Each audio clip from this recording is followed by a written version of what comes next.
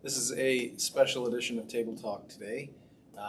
Even though I had said that we'd be taking a break for the summer, as elders, we had chatted at our recent elder meeting just how it would be good for us to come alongside Pastor Gary. We wanted to give you a little bit of an update. We did have a family chat where we had shared some news, and I wanted to just read from 2 Timothy 4, where Paul says, For you, always be sober-minded, endure suffering, do the work of an evangelist, and fulfill your ministry. And God has called us as pastors to serve in ministry, and it's a joy.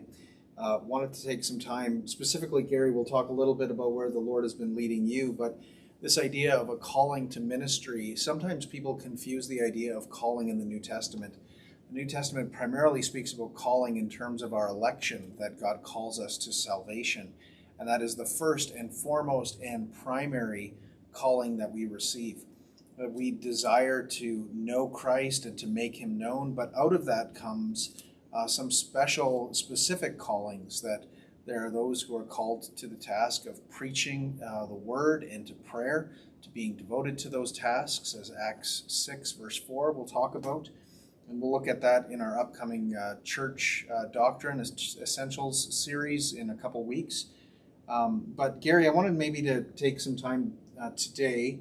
I know the Lord's been working in your heart in various ways, and I wanted to take some time today. First, maybe just share with us, how did you come to this sense of calling into pastoral ministry? Because you had been called into, you had been an actuary and been serving locally in that capacity, and then the Lord redirected your steps. How did that come about for you? And obviously we've got 20 minutes today, so we're asking for your life story in short amount of time here. And I think we should acknowledge that a lot of people, I think almost everybody, struggles with discerning the Lord's will for their life, and whether that's for vocational pastoral ministry or missionary work, or even secular work. Yep. And I think there are those people with very, very sensitive consciences on these issues that I would want to in many ways embrace and tell them to probably relax a little bit. I think the first order of business for all Christians is to know your God. And Proverbs 25:2, this is probably stretching the intent of Solomon a little bit, but Proverbs 25:2 talks about the glory of kings to search out a matter. And I've often used that to encourage people to search out the Lord, to know the Lord with respect to your life, that he doesn't hide things from us, he hides them for us. And I think it's that embracing of the challenge of discerning a walk with the Lord that the Lord wants for you, because it helps him to form you into his image. When you seek out his word, when you long to cherish his word, to read his word, to understand his word, and of course in so doing to understand God, that we then understand ourselves better. And that's the basis of any sound decision in life, is, do you understand God and do you understand yourself? You'll be in a far better place to make good decisions and healthy decisions at the right point in your life when you understand God and yourself. And you and I have probably both faced people that have come to us with a sense of calling in their life. I'm not going to name names by any means, but it isn't just zeal. I had a person once that was full of zeal for the Lord, but I know they would have been an absolute train wreck as a pastor, because they didn't have the requisite character development and human dynamics, didn't really even enjoy studying the word, and yet there was a great zeal for the Lord.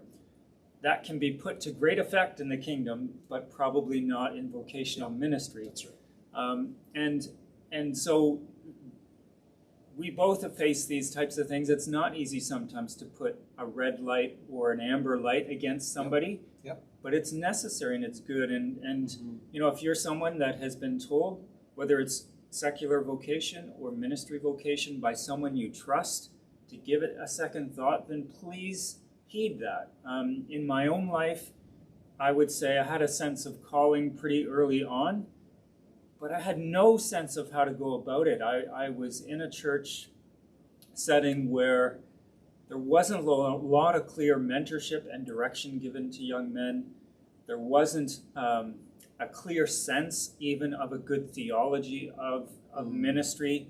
And then because you have a good theology of ministry, then there's certain expectations upon it in terms of character development, in terms of growth and understanding and learning and how you serve and why do we serve. All those things are really important. So for me, I had a sense probably pretty early on. I came to faith at age 17, but I was also married very young. I had 2 children before graduating university with my first degree.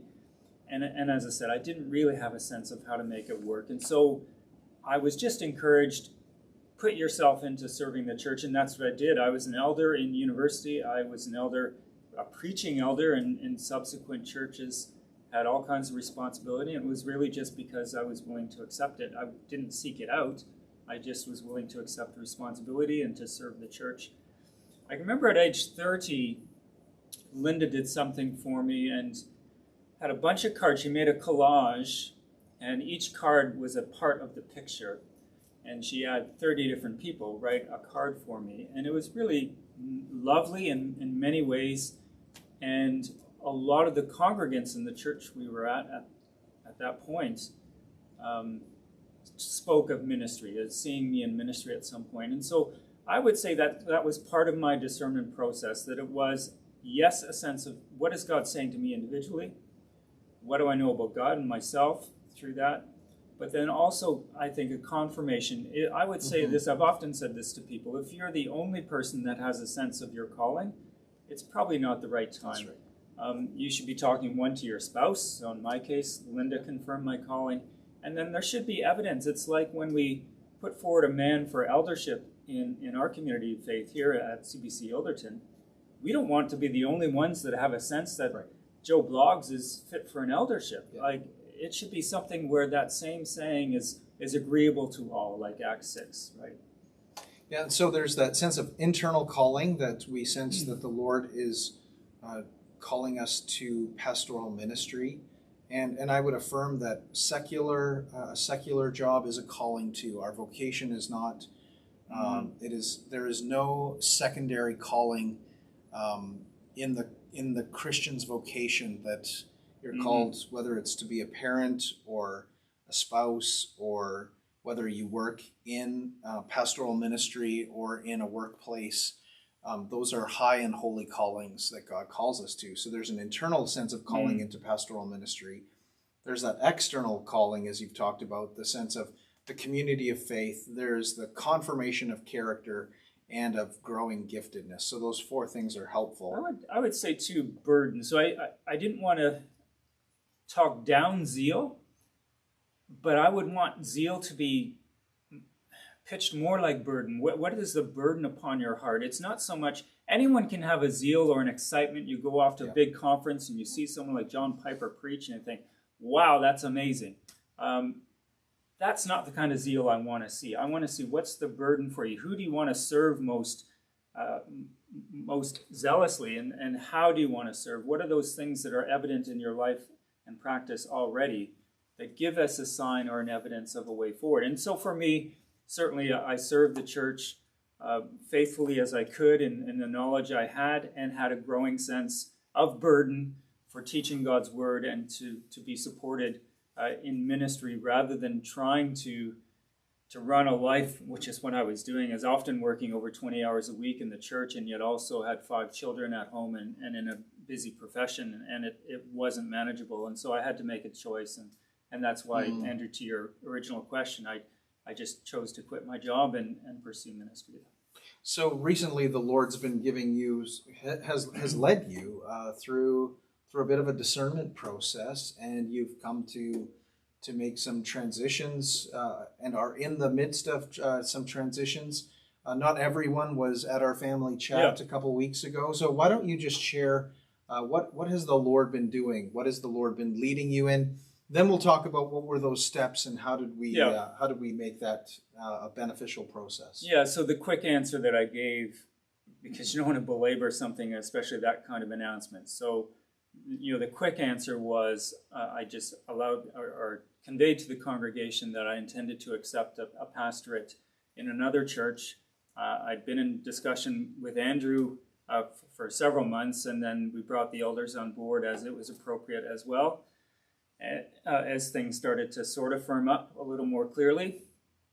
And so there is an offer on the table from a church in the UK. I would want to step back now. There's been, in a way, a shorter long-term process and a longer long-term process. Yeah. So even before I came here, I was under consideration to plant a church in the UK. I mentioned that to you early on, maybe even in the interview process. Yeah. I was attending a Harvest Bible Fellowship Church, and they had identified me as someone they wanted to plant the first church in England with. And then for various reasons, a lot of that centered on James MacDonald. That kind of went a little bit pear-shaped with some of the challenges that James had, financially and otherwise. And at the fellowship just approached me and said, "We can't send you overseas. Would you consider planting in Canada? By the way, we don't have a church for you." So I was a free agent, and providentially, the CBC Alderton job came up, and it was just perfect for our family, frankly. Daniel was going into his last year of high school, so it didn't mean another move for him. And for us, it's been just a wonderful season of ministry. And really, that's before I said anything on the family chat. If you weren't there, I just wanted to say very clearly that I'm not going from something. I'm going to something.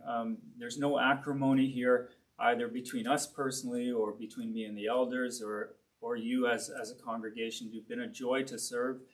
You've received my ministry, received my family very graciously and warmly, and I thank you for that. It's hard. It's been a hard discernment process. I think that desire to plant and serve in the UK had never really left me.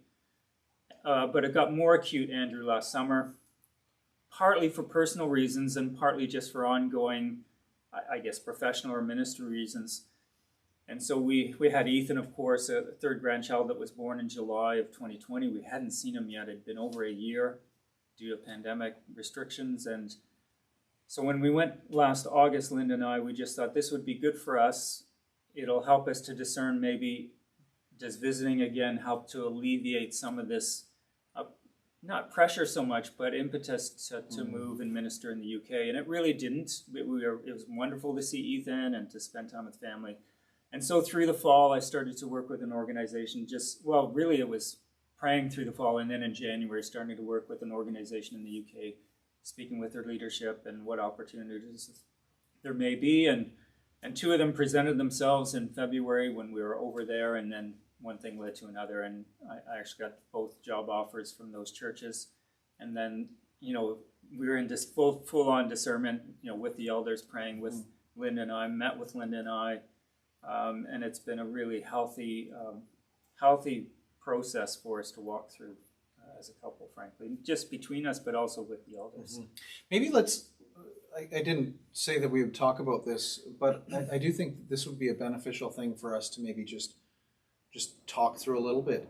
Often when pastors leave, it's a very secretive process that an associate pastor or a pastor who's in a position, a different position in the church rather than the lead position, even lead pastors themselves, they will go off, they will take a vacation. While they're on vacation, they will visit a church and candidate, and then they'll come back and then they'll announce that decision to the church, and it catches everyone off guard to some degree.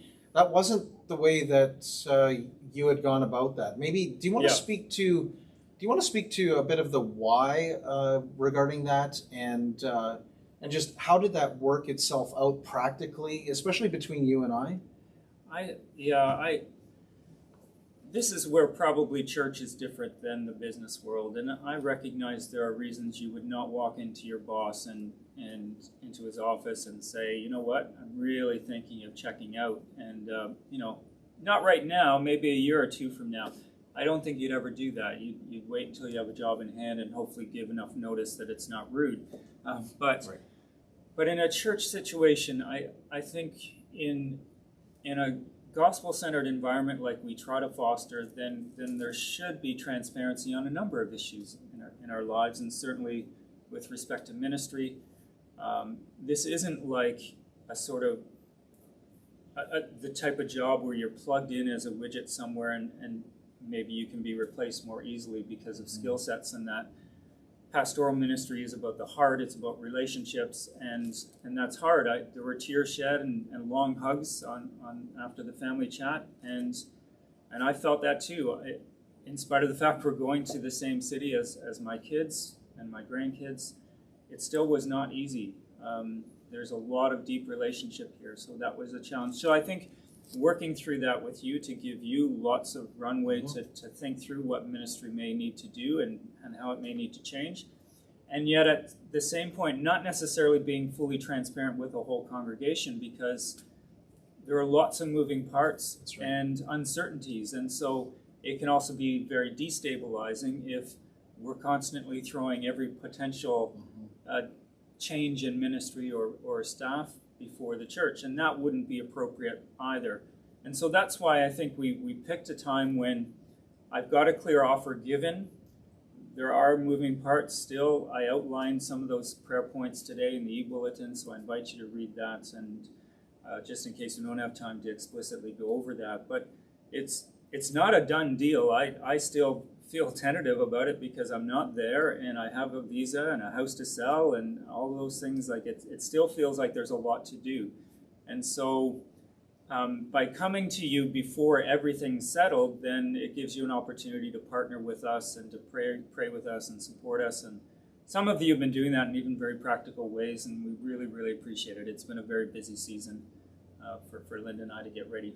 Yeah, I know that you invited me into that process, and there's certainly a high level of trust that both of us have to have, trust in one another, or trust in the Lord. And by God's grace, I think that's been a very good thing for both you and me. It required transparency on your part and also on my part too, that there was a vulnerability that both of us had to make. And in looking back on ministry, I think, we can praise God for the ways that He has grown both you and I individually and as a pastoral, in pastoral partnership, so that we could come to that place having honest conversations and those types of things. And so just for those who are watching and those who are from the church, just to know there's a joy. It's hard. It's not easy, but it's joyful when you know that you are following the Lord and you do that together. You've already mentioned that that things are a little bit up in the air. Let's maybe just answer a couple of questions practically, and then I'll try and tidy up a few things here at the end. Timing. What's the realistic timing that you're looking at? I think even at family chat time, 26th of June, I was thinking September, probably hoping early September. That seems maybe optimistic at this point. I would still hope for September just for ministry reasons alone. There are a lot of students that we're trying to reach in Leicester, and they come back by sort of mid to third week of September, so it would be wonderful to be on the ground for that. But at any rate, I think a primary concern for us, I guess, would be the selling of our house and then the application for my visa. Not only that it gets accepted, but even the timing of it. So visas are strange. Once I submit that application, I'm supposed to be in the country, if it's successful, within 3 months.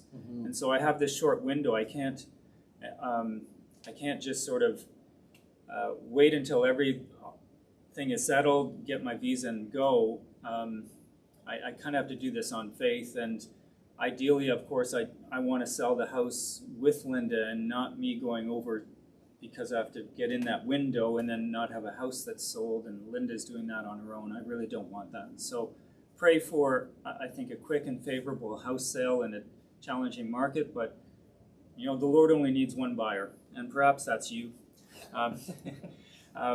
And then for the visa as well, just to work through that process efficiently and effectively. And and to continue to be, and pray for the church too, our church, but OB as well. That's the Leicester suburb to which I anticipate that I'm going. They've been looking for a pastor for a long time, and they're grateful to have found one. They're very grateful that our church is releasing me, and yet, I'm sure they're chomping at the bit to have some vision laid out before them and have pastoral care as well. Yeah, and we've tried to have the attitude here that as God loves a generous heart, because that's His heart, is generosity, that our heart wants to be radically generous. One of our values in being radically generous, that sometimes means that we give, and we seek to give of our best to God, best in terms of what we have, in terms of talents and resources, and sometimes that even includes in pastoral ministry, sending off a staff member. So we don't see this as losing, but as sending, and as an opportunity for greater gospel partnership and ministry.